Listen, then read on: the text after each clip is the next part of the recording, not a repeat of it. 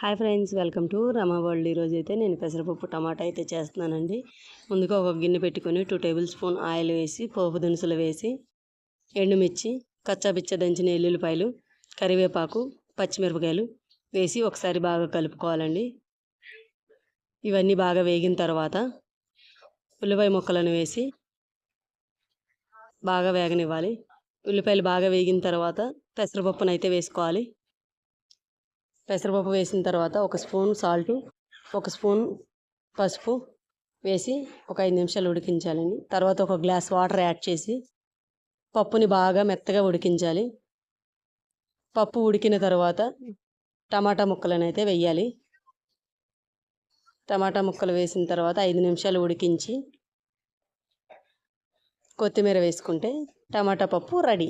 మీకు కనుక నా వీడియోస్ నచ్చినట్టయితే లైక్ చేయండి, షేర్ చేయండి, సబ్స్క్రైబ్ చేసుకోవడం మాత్రం మర్చిపోకండి.